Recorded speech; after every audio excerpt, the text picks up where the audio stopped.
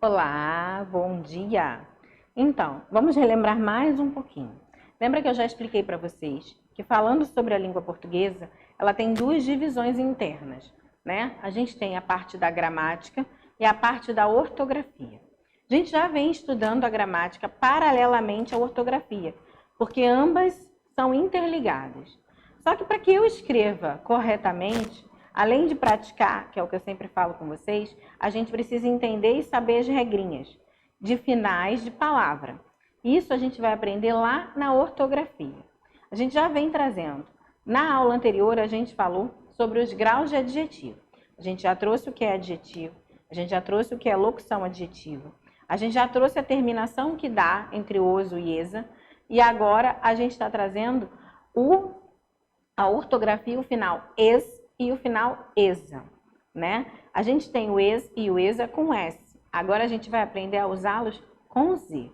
Apesar de terem sons muito parecidos, há regras das quais o fazem ser usados. Claro que nada disso se faz menos presente do que a prática. A gente só vai conseguir escrever perfeitamente quando a gente treina a prática da escrita. Por isso que a gente bate na tecla que é tão importante que vocês escrevam sempre no caderno. Porque só a prática é que vai internalizar esse conceito, esse conteúdo. Então, vem comigo. Acompanhe aí no seu livro, a partir da página 54. A ortografia, a parte do es e a parte do es. A primeira parte aí já pede para que vocês pintem dessas duas cores o finalzinho correspondente à peça, né? Qual é a peça que completa? E aí tem lá, eu tenho maci, e aí eu vou ver, é macies com es ou maciesa, né? Eu vou ver as palavrinhas e de acordo com o que a gente já tem, a gente já conhece, vocês vão fazer. Vou deixar essa atividade para que vocês façam sozinhos. E é sozinhos, hein?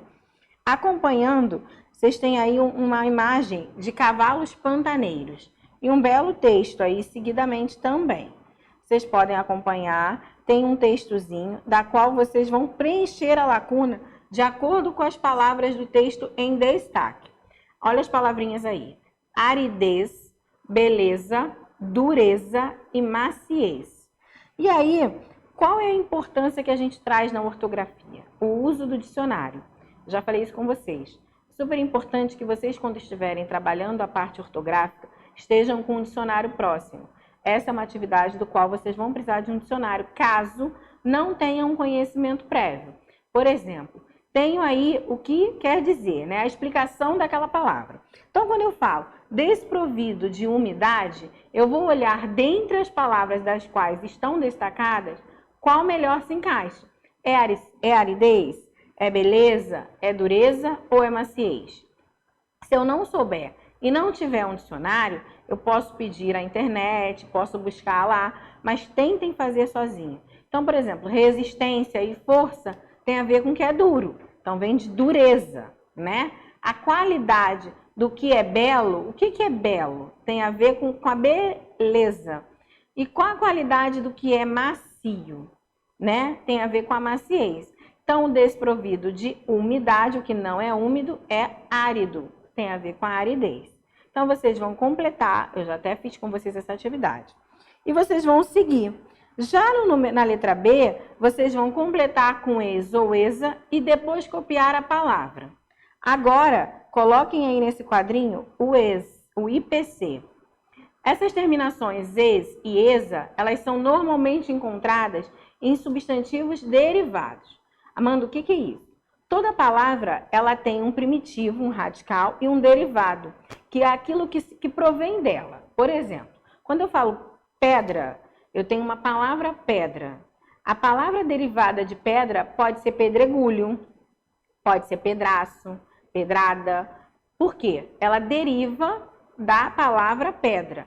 Quando eu falo aridez, ela deriva do árido. Lembra que eu falei lá no outro exercício? A palavra macio, ela é uma palavra única, né? Uma palavra primitiva. A maciez já é o quê? Um derivado. Então, quando a gente usa o es ou esa, normalmente são palavras que derivam de outra, né? A qual elas dão uma entonação diferente, né? Vamos dizer assim, esteticamente, para completar uma frase de forma mais adequada. ok? Então a gente precisa lembrar disso. Quando eu termino no eis ou no esa, é um derivado de um adjetivo. E lembrar que adjetivo é uma qualidade. Então, se eu digo que a cama é bem macia, eu posso dizer que a cama possui uma maciez. Se eu digo que a pessoa é fria, eu posso dizer que a pessoa tem uma frieza, né? Então, normalmente, a palavra ela é um derivado adjetivo, tá? E aí, tem um Você Sabia e um quadro para que vocês completem. Tem lá as palavrinhas do texto e vocês vão colocar os adjetivos e o substantivo, né? Então, por exemplo, rápido, rapidez, sutil, sutileza. Tem os eis e os esas, ok?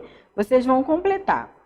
Retomando a ideia de ortografia, a gente tem muita dúvida em como a gente completa. É com C, é com QU, é com S, é com 2S, é com C cedilha. A gente já viu a regra do S, dos 2 S e da C cedilha. Agora a gente vai ver a regra do C e do QU. Quando que a gente usa, né? Então, só vamos conseguir saber disso quando a gente completa.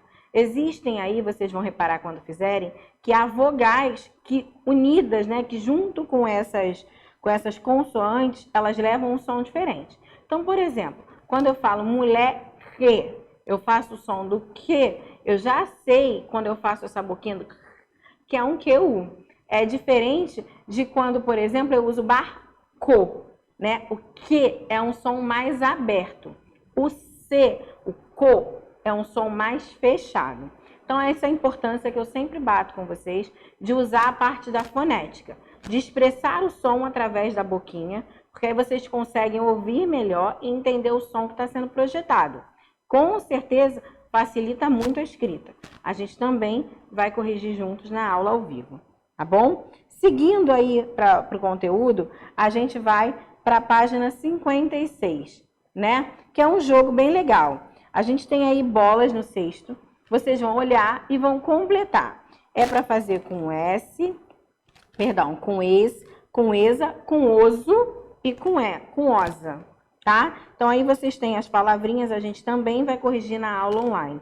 Vocês podem fazer essa atividade até em grupo em casa ou com coleguinhas da escola via WhatsApp, não tem problema nenhum, tá bom? Vocês vão fazer essas atividades também. Lembrando que depois que vocês fizerem, vocês vão copiar, ok? Só usar o livro mesmo, não precisa usar caderno, porque aí depois a gente vai corrigir lá na aula ao vivo, tá bom? Então por hoje é isso. Relembrem, não vai ter atividade hoje extra e até a aula.